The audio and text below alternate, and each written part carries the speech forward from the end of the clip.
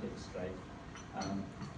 This is a program about impact, and both of you have really strived towards building impact in your careers. And not just that, you've also gone against the grain and gone into business. And so that's one of the key drivers for why we wanted you to be on this panel, especially when the conversation is personal, your personal journey, and just this balance that you have to find. Because as if it's not enough to just want to start a business, you then strive for impact that effectively redefines Africa, right? Or at least contributes towards shaping a narrative in Africa. Why would you want to bother doing that? Someone has to do it. Yeah. and that someone, why not the ladies? If there's one thing that we know is anytime a lady touches anything, it will turn into gold. Oh. Yes. You know, we were given the power to literally see something and grow it. Yes. And so how we see a situation is definitely different on how a man will see a situation. How we tackle situations is different on how a man will tackle situations. An example, in the sports industry, on Saturday we had a championship, and the reviews that have come back on the championship is everyone is asking, who are those women on the ground? This was very professionally run. We've never been treated like this. And that's because as women, we focus on the nitty-gritty. Yes. And so for us to be able to fix the Africa and see the Africa that we want, we have to find ourselves in there. And so we have to fix the situation from within. We can no longer be bystanders. You know, we are half of the population, of the global population. 50% is men, 50% is women. So how is it only 50% is what we are thinking should work? No. If we need to fix the situation for ourselves, for our children, and the next thousands of generations, we need to be the ones having the conversation as well. We have to fight for our voices and our rights. It is the most difficult thing you'll ever do, but it's also the most fun thing you'll ever do. Because like I think every morning I always tell the universe, show me how good it can get. And how you tackle every situation is so amazing, because then you get to sit down with different women in these industries, her, myself, Uber, and you realize that we have so much in common. We go through so much around the same conversations. Our challenges are equally the same, but individually, I'm not able to do a lot, but as a group, we can do so much. Yeah? So that is why we do it. For me, I'd say there's always a need, and for example, for me to have started so early, there was a need. I had been employed for 4 years. It's just crazy how I started life so early, so you can ask that later. So where I was employed, there was always a need of transparency, of clear communication. So by the time I'm coming up with a company called Glass House PR, one of the things I remember I wanted to address was how does clarity actually work in companies, and transparency, and that was the issue or the need that was there. So I think we all have an opportunity, and everything I've come up with, whether it's been on startups or the African Digital Finance Summit, I've always found there's a need, and there's someone that is required to come and fill that need and take the conversation to the next level. So seeing yourself as a solution giver and seeing the need that is there, and then stepping up and actually going ahead rather than complaining, because all of us, if we sat down, someone would be complaining about one thing or another. So why not stop complaining and actually rise up and meet that particular need? Yeah. Okay, thank you. I think these are the last two things that I'm gonna say. The first one is a question, and the question is, how you have two very different personalities, and yet you've both built such successful. I don't think so. I think like when I've engage with you, Miss Mary, you strike me as such a humble, confident, self-assured individual who still likes being in her own personal space, and yet you're in PR where you have to be in front of people or you have to guide a conversation. And then for you, I'm like, you're such a ball of energy. It's like you're constantly surrendering to the universe, like you said, expecting it to be this good, or how good can it be? Yeah, that's it. The question is, oh yeah, there was a question. Oh, I decided to just fall in love with the Right. notion. Yeah. So I'm not going to ask my question, actually. The second thing is, I really tried to structure the conversation when we were doing the briefing. And the thing Miss Mary, who's in PR, kept saying to me is, let the conversation flow. And I also just heard you saying that you should listen to where there's a need. And I know that there are probably a lot more questions from other people. So I'm going to surrender. And so I'm going to open the floor. If anybody has a question, like that one question that you, oh, there we go. I didn't even finish my sentence. Wait, are you okay with this, by the way? Yes. Good afternoon, Mary. Good afternoon. So I love the name of your company, Glasshouse. So as a biologist, a glasshouse accentuates, magnifies the rays of the sun and accelerates growth. So I think it's, you spoke about why the various analogies and around naming glasshouse. So, but a glass house, with it being transparent, is also made of glass. So if there's a hailstorm, it's going to get damaged. So my question to you is, what are you doing to future-proof the glass house for those storms? I think it depends with the material, the material of the glass, right? So, but I hear your question, and it goes back to the conversation of personal development, which you were talking about. Probably, I don't know whether you guys have discussed it earlier. And one of the things that I am grounded in is my spirituality. So even as we are coming to talk about work-life balance, I tend to think there's nothing like work-life balance, because once you say work-life balance, it's like one thing will spoil and the other one will continue. So for me, I'm at a place where I know everything fits in, and I've been there where I've worked 48 hours continuously.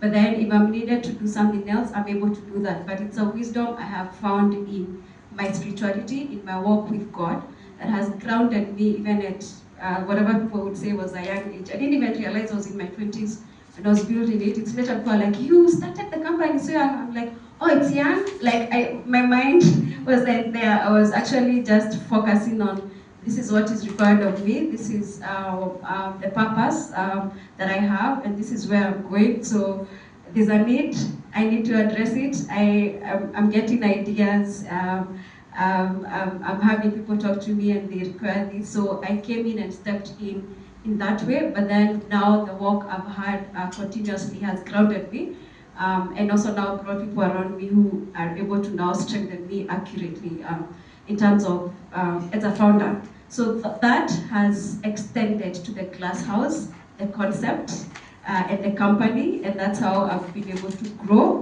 Working with Uber is one of our clients, by the way. We were in a meeting and asked her to come. So having worked with over 100 organizations the last 12 years, including the Facebook, Know It's Better, and governments, the Ethiopian government, the Kenyan government, some companies, 2 companies from South Africa. So that has grounded me, and I no longer allow even that working with those to define me. So, because the other thing that can come is you start defining yourself because you're working with Uber, or because you're on TV, or because you think you're popular. So you start defining yourself like that. So again, going back to grounding and finding your identity outside your work. Yeah.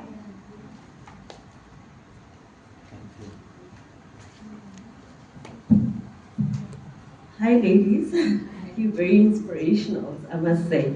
My first question goes to Mary. Mary, you mentioned that you've got companies in like glass houses in different countries. How did you do it, considering the regulations, the barriers, and how do you communicate? How did you build it? How did you, that kind of question. And the other one is to Siombuya.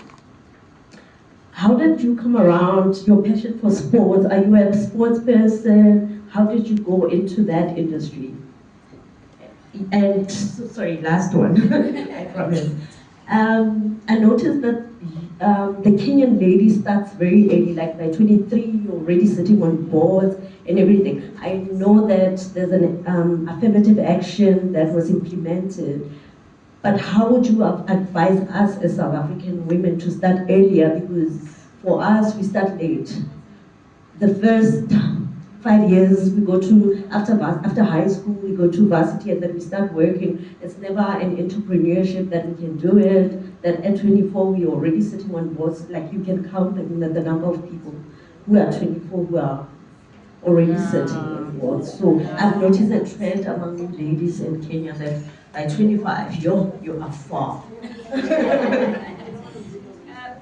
Can I just, sorry, before you answer, I'm going to ask you to answer only one of those questions. You can choose whichever one it is, but only one. And then can I ask the rest of you as well? You're only allowed asking one question so that we give more people an opportunity. Okay? Thank you. So I'll answer the last one. I think it's, again, I keep going back to the need, and you'll forgive me as South Africans. I feel like you were very comfortable because of how the country came about. But then we found ourselves, I mean, and when we look at our economy or where people are growing up, we found ourselves in, like I grew up in the village, so we find ourselves in places where you actually have to leave the village to come to Nairobi to start up life. There's that. And therefore there's a need that requires you to accelerate quickly. For me, it's a unique thing because I finished high school at the age of 16, and by 19 I was working, again because of need. I could not afford to go to varsity. So I had to go to work, and I was still even working as I was in varsity. So the need, that does not happen in South Africa. So someone leaves school, they're comfortable, they're still living in their parents. We actually sometimes are told to leave our parents' house by the age of 18. So it's the need that is there. Just to answer the other one quickly, how I got into the other countries was I started working with teams that are already in those markets. And again, it's the need. Companies would come to us and they're like, they want a company that would help them position themselves not only in Kenya but in other markets. So I started calling different PR consultants across the continent, and that's how the journey started. I'll actually echo exactly what she said. It is the need. Because I was terrible at employment. I could not take instructions pretty well. I got annoyed too fast. And so for that reason, I realized that that was not a path for me. And so when I was trying to figure out what I want to do, is how I stumbled into sports. Actually, sports found me. I wasn't looking for it. It was a friend of mine who was in sports. He had an emergency. He needed someone to hold the fort. It just happened to be at a time where it was close to my house. I had just been fired, so I wasn't doing anything. And so after a while, I was like, okay, fine. I'll hold for you in Nairobi for a week. That week is where I started my sports journey, and that was like 6 years ago. And I never left. But we parted ways about 2 to 3 years later, because then when I was in the industry, I saw a need. And when we were working together, his vision and my vision were very different. And so we were like, I want to go this way. He wants to go this way. And so at some point, we were like, we have to separate, we have to go our separate journeys. And I remember when I started the company, I was sitting in my mother's house. She was looking at me like, you want to start a company? You're broke, you don't have a job. I said, what are you thinking? And I was like, just give me some time. And so when Sia was born, and everyone was trying to figure out like, what do we want to do? I was like, I want to do something in commercial sports. It is something that is missing on the African continent. And thanks to what I was doing previously, I had the connections of both Europe, the US, and the African side. So I got to see what Europe was offering, what the US was offering, what the Asian world was offering. And Africa, we were like 10 years behind. And I was like, we need to fix this. We need to bring you to the 21st century. But when we were looking in terms of fixing the solution, we realized it is the people who are in the industry that were very comfortable in being in this bubble. It's this this space of, I earn this little salary, it pays my rent, it does my dues, I'm good, so I'm not going to do beyond that. And that to me was very irritating. And I was like, I have to fix that. But fixing an industry that has been the same for the last 30, 40 years is very difficult. So how do you do it? You build your own table. And then now you start to fix it from the outside in. And so eventually when people see what you're doing, they come on board. And so you see, I had to go out to come in and then work my way up. And so by the time we're sitting as an African representative, it was everyone, most people who we work with are like, if you want to work with someone in Africa, go to her. She will figure it out.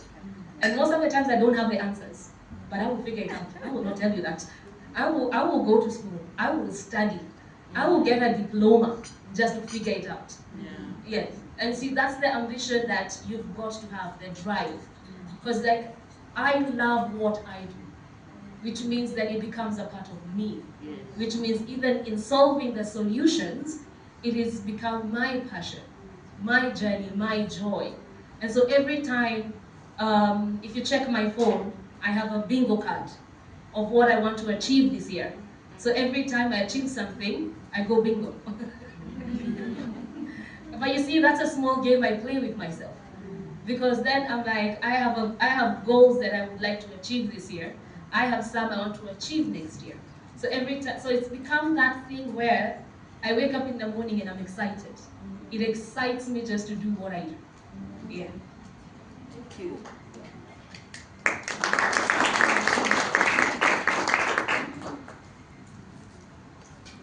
Hi, ladies. So, Mary, you are the second speaker that we've made who's mentioned that there's no such a thing as work-life balance.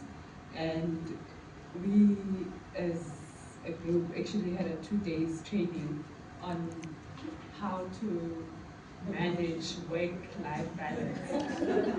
And the other thing I've also noticed is that as entrepreneurs, you actually, the entrepreneurs that we have met as well, you're working a lot with other countries. So you start you start businesses in your country, and then you take them, to different, like there's a lot of exposure internationally. So I don't know, what my question then is, what drives you to do that? Like, what brought that kind of mindset to you? Because to be honest with you, in South Africa there is poverty, a lot of poverty. There's a lot of children growing up in poverty where opportunities are limited, and for you to be exposed, you have to leave. Majority of us, we have to leave our own villages and go to Johannesburg, to the cities, to get the exposure. But I don't think in terms of mindset we are on the same level. So what sort of drives your mindset? Finally, someone has. I think it's for all of us in this room to, since you've heard that, to take that up and change your mindset and then inspire others, so that we're not talking about others and then we are not implementing it. It's the school system, the mindset that was put in South Africa, where you guys were not even interacting with other African countries. Like for us in Kenya, we already interact with Tanzania, Uganda, Rwanda. And by the time you're growing up, your mind has been opened up to the possibility, even if you're in the village, from maybe the thing we would consume in the media or how we'd hear people speaking, it would open our minds to see, actually, I'm not just a Kenyan, I'm an African. So there's that knowledge or mind that we've had as we are growing up. So, and for me, even getting to understand my company is a Pan-African company. I went for a summit in Ethiopia. I had to travel and I met different people from South Africa, Zambia, Zim, different countries, and I was like, oh, we're all the same and we can actually do business. So it's now changing that mindset going forward. If you're here, and then inspiring others to do the same. Yeah. The other, you transfer okay, the work-life balance. I'm the one who said it. I keep insisting everything should fit in perfectly. And that's, I like what she said about, she's passionate about what she does. I am passionate about what I do. So everything fits in perfectly. And maybe as an entrepreneur, it might be easier because you can manage your time. And when you're employed, you've been given certain times to clock in and clock out. But then if you approach even when you are employed as part of, this is my purpose, I'm passionate about this. I don't know whether that happens when you're employed. And then now make sure it's part of your life. Since you've said yes to it, give it 100%, let it be part of your life and let it fit, let wisdom guide you, let what you live for guide you, not necessarily for work, but a bigger purpose. As I said, for me, it's my spirituality, and now the wisdom to do certain things at this time. Sometimes I ignore people in the office. They're calling me, I'm not answering, I'm going somewhere, I'm going for swimming. In the middle of the day, I go, I finish, and I come back. Nothing burned, like nobody died. That's the worst. There's no fire. So it's just learning how does everything fit in perfectly, but then strengthening your spirituality and finding wisdom in that. Yeah. Let me just add something. Like you mentioned, you were talking about work-life balance. But what is that? When you're defining work-life balance, what is that? Everything is me. I love sports, but I love Siombo as well. So I have passion for me, I have passion for work, I have passion for photography. These are all aspects of us being us. We all love different things. I can't run to save a life or kick a ball, but I'm pretty amazing at management. So that's me, right? But I also have this part of me that loves going for photo shoots and going to hike on top of a hill to see something different, or go to Uganda to climb the hills to see gorillas. Or when I was in Durban, I did the cliff jump. Those are all parts of me, right? So why should I sacrifice one part for the other? And yet, I can easily just fulfill each aspect of me, just be able to manage. And one thing I think for us women we need to understand is we don't have to be everything for everyone. We need to learn how to manage and give other people parts of what we can do. Right? So there's no fire. If I leave right now and I take a 1 week holiday, the company won't die. We have a team that is able to handle it. We're away from me. So I don't become the company. So I'm not, because a lot of times we have that tendency of holding onto I started this and this is me. If I leave, nothing's gonna happen. I'm always on my emails. No. Delegate. There's something so amazing about delegating and making sure, like, my legal team, if you need anything to do with legal, I have a legal team, that's their job. I have a PR team, that's their job. I have a marketing team, that's their job. So anything that you require in the company, there's someone who's able to do it. Therefore, I don't have to be there for the company to run. This way, I have time to even explore my passions. So there's not much of work-life balance, but being able to let go of some things and let others be, and build an amazing team around you, so that now you don't have to. So if you have to leave the office a little bit earlier to rush and go pick up the kids, the company is not going to fall. You're okay. You've built your team. Yeah. Hi, Marys. I just had a question about relationships and business relationships, personal relationships. I'm sure as entrepreneurs, you've dealt with different types of personalities. You've had challenging people, people you might not get along with. I just wanted to find out, what have you learned about human beings and human interactions that help you navigate your relationships in general? One thing I've learned is emotional intelligence is not common to everyone. Yes. And that is one thing you need to accept as a person. So one thing is your emotional intelligence is what works for you. So you pick your battles. I cannot deal with difficult people. I do not have the energy or the space for it. This is sports. 90% of the men are difficult. But there's a way where I had to stop being another man in the room and channel into my femininity to break some of these barriers. Yeah. So I had to also learn that I cannot be as aggressive as they are in a room. There are times when just being the woman in the room makes the difference. When I change my energy when I'm in the room, now when they are going super aggressive, I lower my tone. Then you bring them back to your level. So, and you realize that after a moment, they also take a step back, and then they calm down. And so I have learned to tap into my femininity when it is required. It's not something that is very easy, of course, because being that again, I also started early.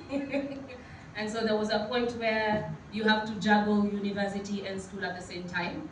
And then you have to be at work at the same time, you have to do all these things. And you find yourself being very aggressive, very this, very that. And so at a point I had to learn to also, every time I go head to head with them, it became like we were challenging in the same room. And so, but every time I took a step back, walked in and walked into my feminine presence, the whole conversation changed. And so as much as, and boundaries, your boundaries have to be your boundaries. Everybody knows who works with me. Siongo has boundaries. There are places she will not cross. And I think I'm one of the few people who's very fast at canceling people. I don't do it. I don't have time to go back and forth. If I cancel you, I cancel you. You're dead to me, we are done. But also, it's because as women, most of the people who approach us have a tendency to go like she's a woman, eh? So you can keep pushing and try to push the buttons. And so from the get-go, when you walk into a room, set your standard, set your pace, and everybody will follow through. Good one. Just to add, and I think she addressed it, but it's more to look at yourself. Sometimes we tend to look at other people, forgetting that it's about, the more you're growing, the more you make a demand of what comes around you. So it's about you at the end of the day, any human interaction, whether it's difficult, whether it's easy people, it's about, have you grown? Are you growing? Are you checking yourself? And I'm thinking of a song by Michael Jackson, Look at the Man in the Mirror.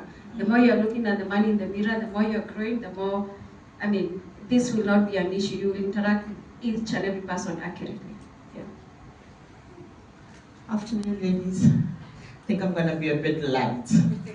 Going into your hippie era in your head, that positive energy mindset, please give me 2 words on how you describe the opportunities in your different spaces and the challenges in your different spaces.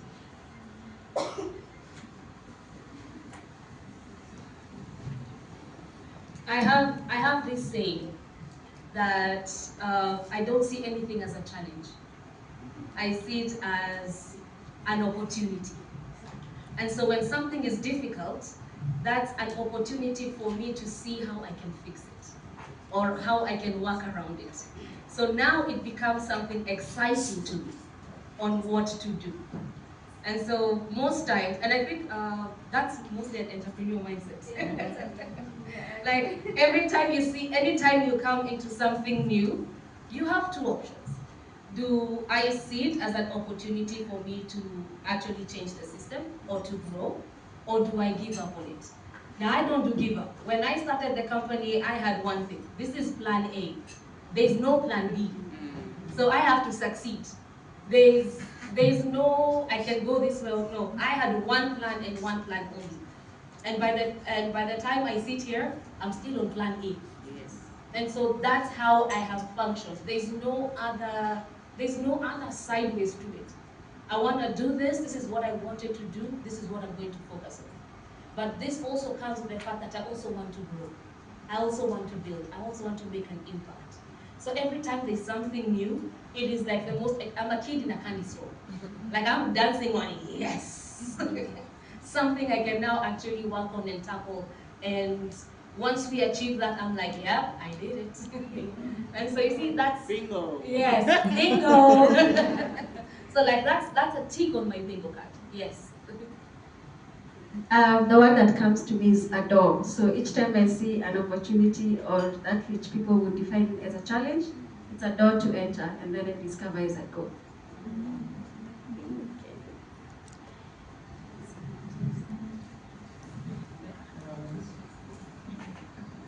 Hi, afternoon.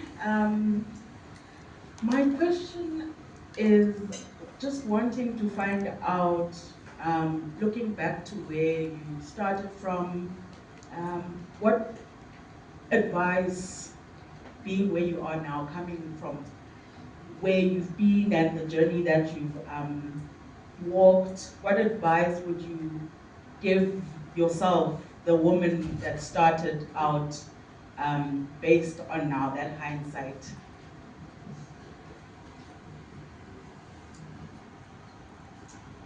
The woman who started us. So if you could give your younger self advice sitting here today, what would it be? They're still young. I'll tell her to keep going. And keep shifting the narratives in your head. Keep going. Yeah. I think my advice would be, girl, you got this. Because back then when I started, when he was saying, like when we met back then when I was about 3 years ago, I was the only black woman, African woman in so many rooms. And you have a tendency of always shrinking yourself because these are such big people, you know? But there was a point where one of my mentors said, do you understand you're the only black woman, only African woman in this room? Do you see how that same statement shifted? When you shift your mentality, it becomes something different. I'm like, yes, I just broke the barrier for African women. I am sitting in front of decision makers and I'm on the same table. That is a whole new ballgame. And so for me, I would tell my younger self, girl, you got this. Like there's no person in any room you walk in that's intimidating. You intimidate them. Yeah. Because they are asking, how did you get here? And you're like, I'm here to stay.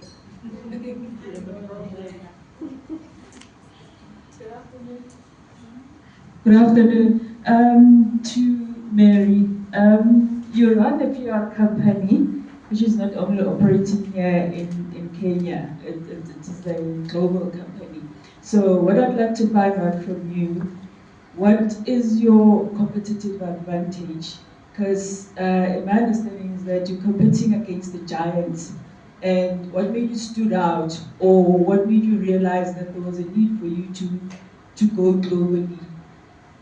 That's a very good question. So when I came into the industry, that was 2012, there were actually conglomerates that have been there for years, and we had the introduction of independent PR agencies was not yet there.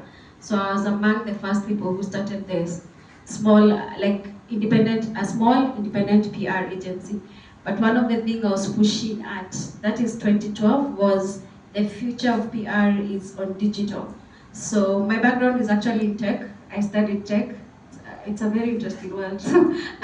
I am a software developer by training, and then I studied communications a bit. So I could see from where I'm sitting that communication is moving from traditional media to get into digital. So by the time I was approaching clients at that point, I was telling them about the future.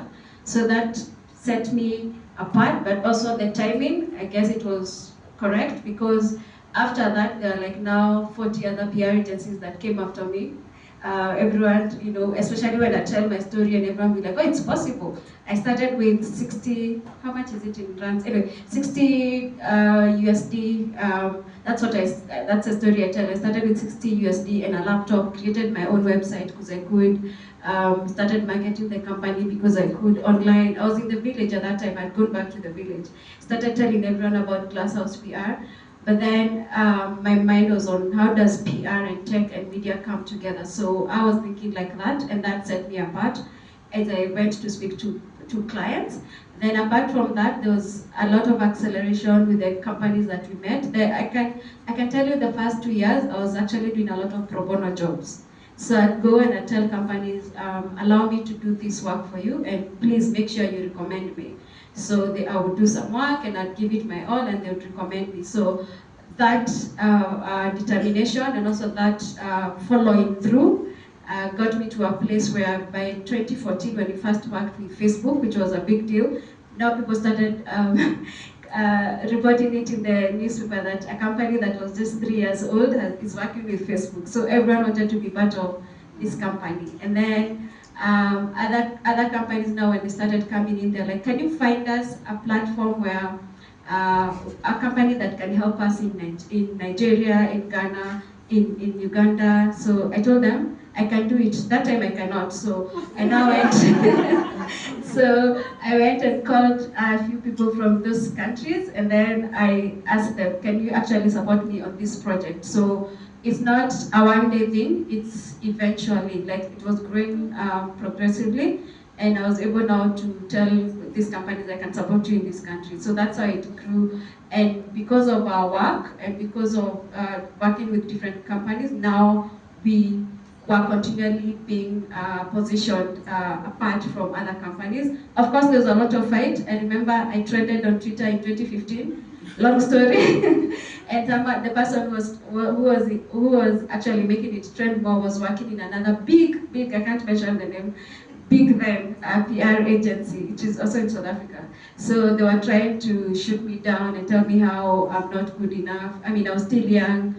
So there's a lot that has happened in that way, but then now continually, you just ignore them, continually focusing on what you're doing, and then the more you focus, the more people are attracted and they come to your light. It's called the light. So you become a light and people will come to this particular light. Yeah.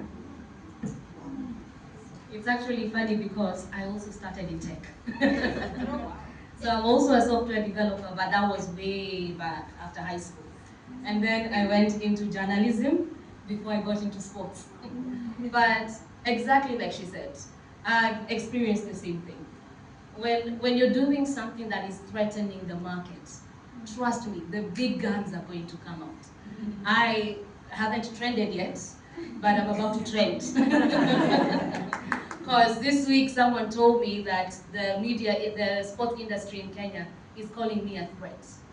And that's because I'm changing the system so fast. And so for me, I'm like, then I'm doing something right. Yes. Right? There has to be something we're doing right. But also, like she said, don't be afraid to approach these people. There was a time when everyone was saying, oh my God, that CEO is so difficult to find. That person, you have to speak to a PR person, you have to speak to the PA, another PA. Some of our government people have 4 PAs before you get to them. Yeah. You know? And there was a point where I was like, it cannot be that difficult. And so I actually used LinkedIn to my advantage. So I went to every single person I wanted to talk to. I invited them all to my LinkedIn space, and then I DM'd all of them. I introduced myself, and I said, I've been looking for you, and you're a very difficult person to find. Are we able to have a conversation? And they responded. And I was like, huh, so it's that easy. And so that is how I started. Literally, that is how I went through every single person I want. You Google Arsenal on LinkedIn. You find everybody working for Arsenal. I invite all of them into my space. I went to Manchester United, I went to Man City. I was like, I invited everyone. And so at some point, I'd already built my network.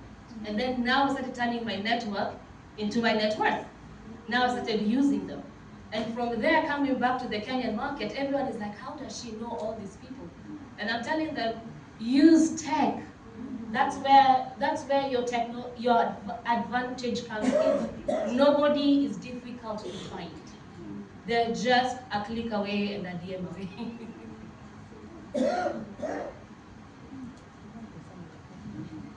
Good, thank you. Do we have any more questions?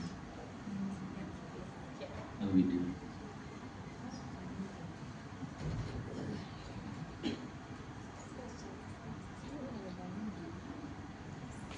Hi ladies, you are both very inspiring. And I think what we just spoke about sort of sparked the question. We all know about the rise of AI and all these developments. And I want to understand how you manage the curve and jumping the curve, because it was, I guess, manual media before, and then it was tech, and the uprise of that. Now it's AI. How are you managing the jump? For me, we embraced it. Because it's not something that you can fight, switch, change, ignore.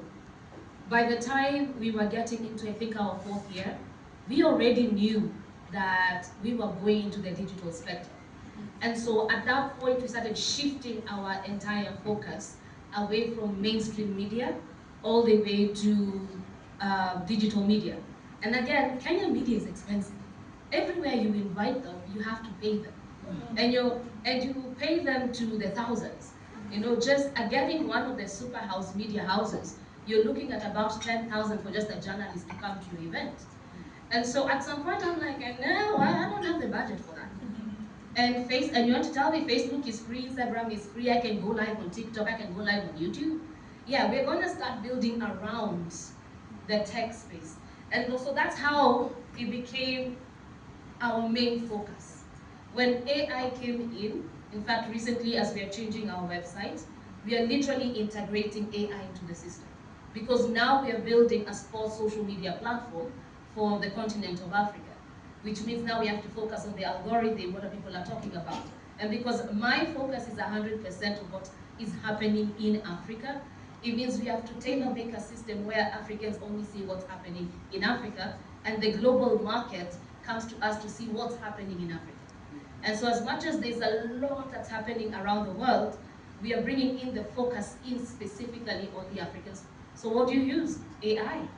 You have to be able to integrate it into your system. So we can't fight it. And the good thing is, because we're young, most of the old guys can catch on AI. So I think that's a really good advantage we have. It's gonna take them a really long time to come to know, and we're already 100 years ahead. Yeah.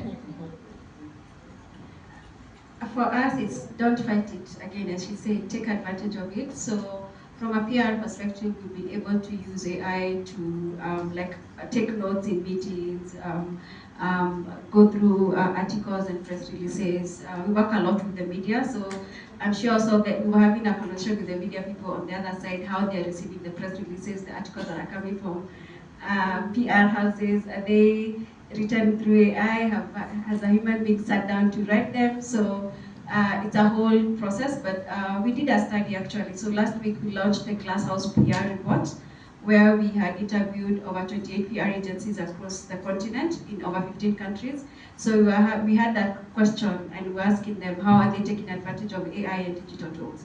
So 40% of the people who we interviewed have been using AI in their daily PR things, whether it's articles, whether it's emails. So it's part of the conversation. We have not yet fully figured out, because remember, PR has to do with creativity, and we cannot leave creativity to AI. You have to be there as a person to be able to shape that narrative, shape that creativity. So it's still an interesting process for us in the industry, but we are getting there.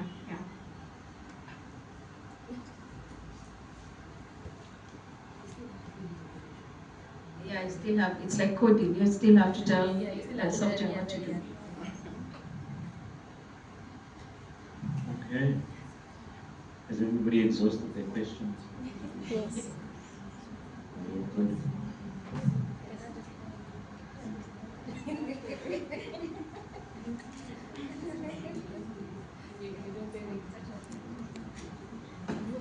I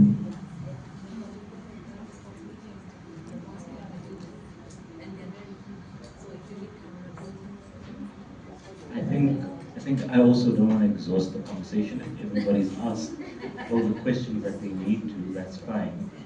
Um, I think I'd like to hand it over to you, to each of you. And just, if there's anything you could share, feel you should share, what would that be? For me, it's to encourage us, especially as women. She touched on it, but I liked saying that the reason a woman has a physical womb, it's because, and it's something someone else started out earlier, it's because a man cannot produce a child without the woman. So we need to get to a place where we understand the value we carry from our physical womb and our spiritual womb, meaning that even, you've seen even in companies that you give something to a woman, it's multiplied. You trust a woman with a certain aspect of the business, it multiplies. So just as women coming to the place where we understand the power or the who we are by nature, and now growing that and embracing that, knowing that you're not competing with any other person, the man, they come in to complement. We all have different roles that we play, but understanding that as a woman, there's so much more you can do in terms of leadership. And then leadership is not necessarily the getting the top seat. I hope we are together. You can be a leader by being in a particular company and changing the narrative of the way people are doing things.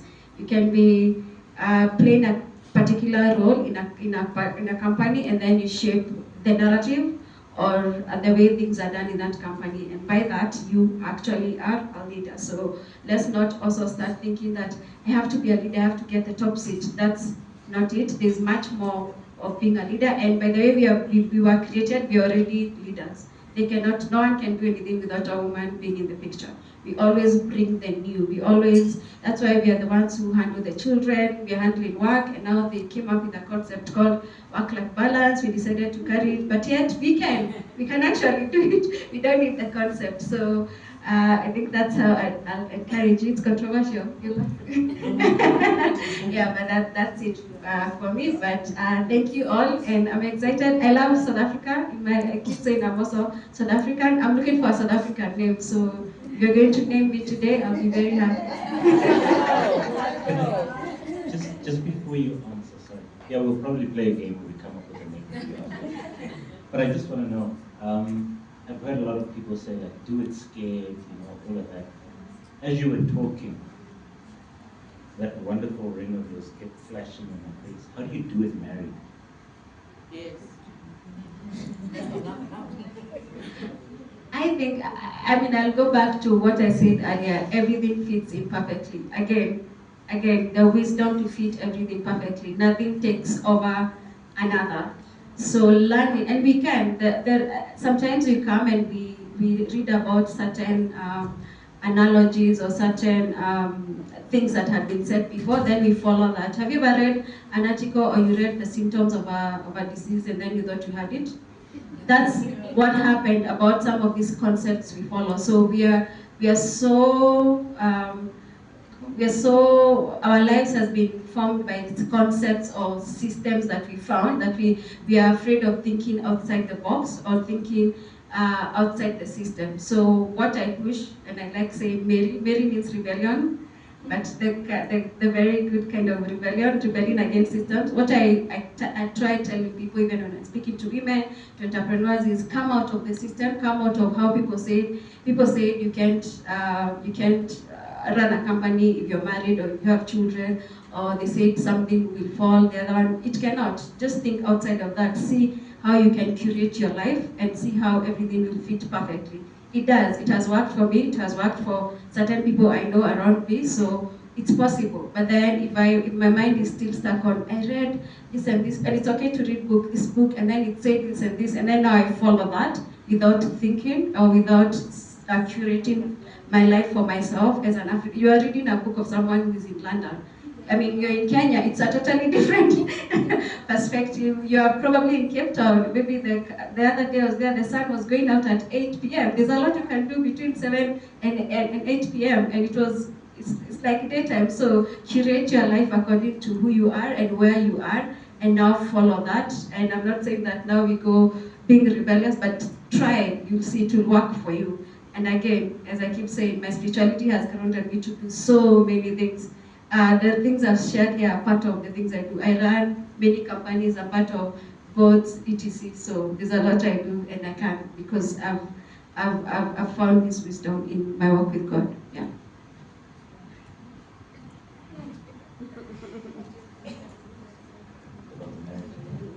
Oh no.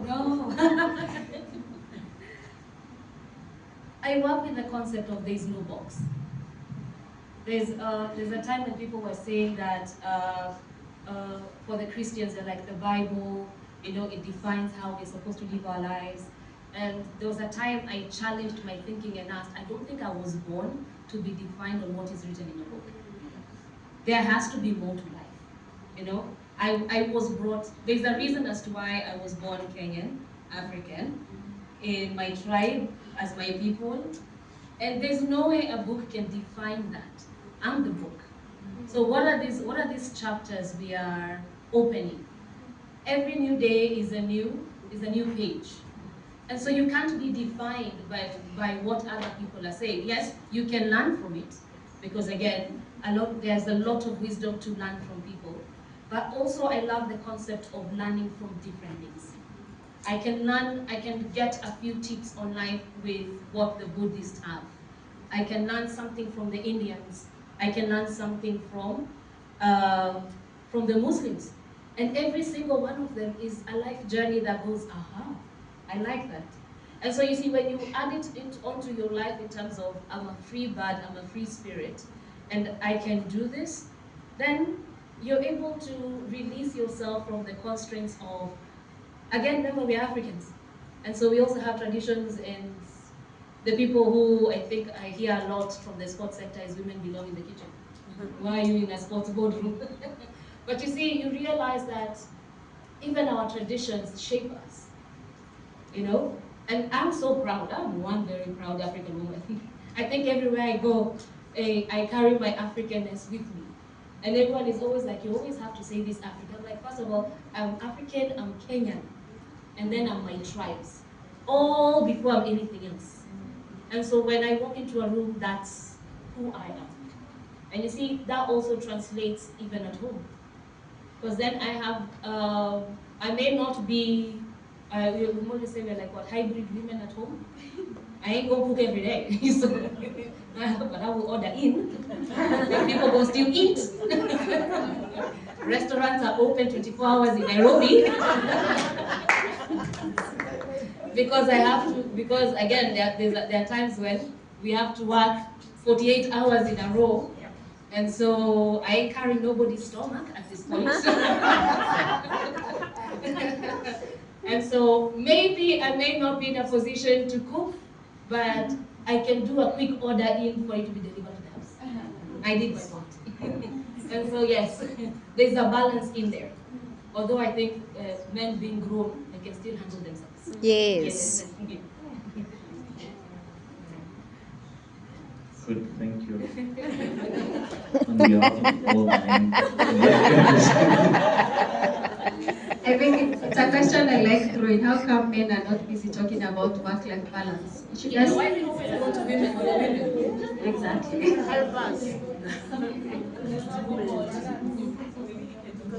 I think, oh, are you asking me? It was a general question. There's nothing to balance.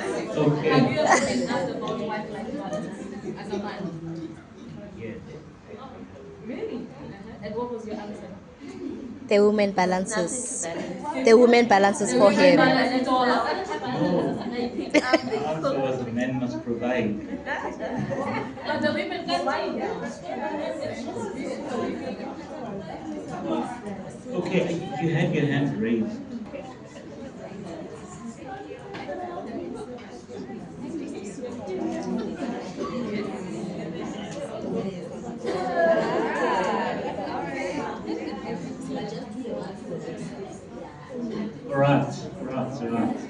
So before we end it, I suppose we did make a commitment. First, we have to decide